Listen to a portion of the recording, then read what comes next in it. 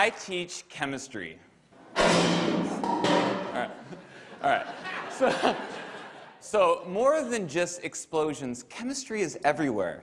Have you ever found yourself at a restaurant spacing out, just doing this over and over? Some people nodding yes. Recently, I showed this to my students, and I just asked them to try and explain why it happened. The questions and conversations that followed were fascinating.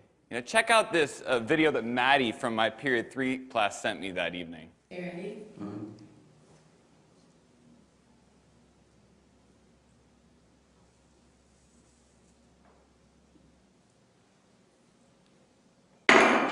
Yeah.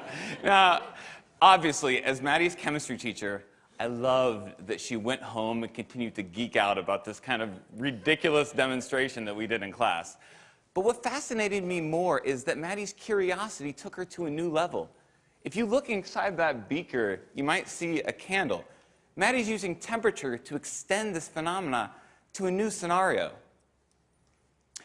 Questions and curiosity like Maddie's are magnets that draw us towards our teachers, and they transcend all technology or buzzwords in education.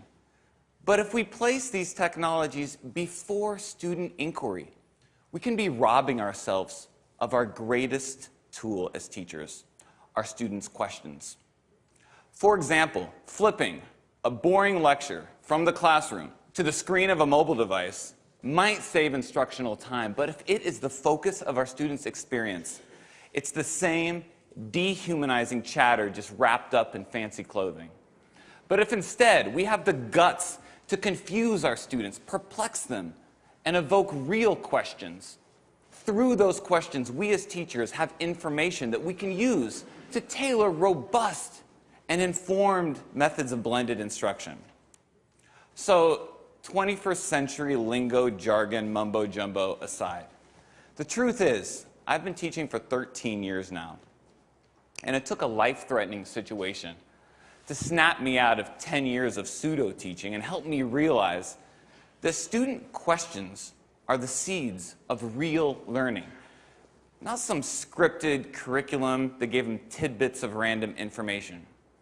In May of 2010, at 35 years old, with a 2-year-old at home and my second child on the way, I was diagnosed with a large aneurysm at the base of my thoracic aorta. This led to open heart surgery. This is the actual real email from my doctor right there. Now, when I got this, I was, press caps lock, absolutely freaked out, okay? But I found surprising moments of comfort in the confidence that my surgeon embodied. Where did this guy get this confidence, the audacity of it? Right? So when I asked him, he told me 3 things. He said, first, his curiosity drove him to ask hard questions about the procedure, about what worked and what didn't work. Second, he embraced and didn't fear the messy process of trial and error, the inevitable process of trial and error. And third, through intense reflection, he gathered the information that he needed to design and revise the procedure, and then with a steady hand, he saved my life. Now, I absorbed a lot from these words of wisdom, and before I went back into the classroom that fall, I wrote down 3 rules of my own that I bring to my lesson planning still today. Rule number 1, curiosity comes first. Questions can be windows to great instruction, but not the other way around. Rule number 2, embrace the mess. We're all teachers. We know learning is ugly. And just because the scientific method is allocated to page 5 of section 1.2 of chapter 1 of the one that we all skip, okay? Trial and error can still be an informal part of what we do every single day at Sacred Heart Cathedral in room 206. And rule number 3, practice reflection. What we do is important. It deserves our care, but it also deserves our revision. Can we be the surgeons of our classrooms? As if what we are doing one day will save lives. Our students are worth it. And each case is different. All right, sorry. Chemistry teacher and me just needed to get that out of my system before we move on. So these are my daughters. On the right, you have little Emma Lou, Southern family. And On the left, Riley. Now, Riley's going to be a big girl in a couple weeks here. She's going to be 4 years old. And anyone who knows a 4-year-old knows that they love to ask, why? Yeah, why?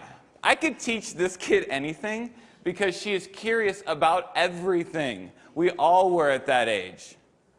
But the challenge is really for Riley's future teachers, the ones she has yet to meet. How will they grow this curiosity? You see, I would argue that Riley is a metaphor for all kids. And I think dropping out of school comes in many different forms. To the senior who's checked out before the year's even begun, or that empty desk in the back of an urban middle school's classroom. But if we as educators leave behind this simple role as disseminators of content and embrace a new paradigm as cultivators of curiosity and inquiry, we just might bring a little bit more meaning to their school day and spark their imagination. Thank you very much.